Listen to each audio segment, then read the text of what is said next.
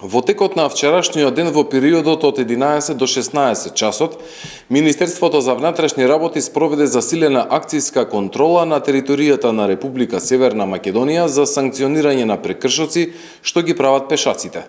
При тоа, санкционирани се 293 пешаци, од кои 253 за небезбедно преминување на улица надвор од пешачки премин, 33 за минување на црвено светло. Од нив 77 на територија на СВР Скопје, 47 на територија на СВР Битола. За време на контролата регистрирани се и 146 останати прекршоци. Засилените сообраќајни контроли продолжуваат и од наредните денови.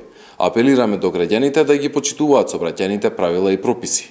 Пешаците да го минуваат коловозот на обележан пешачки премин, затоа што непочитувањето на сообраќајните правила ќе биде санкционирано.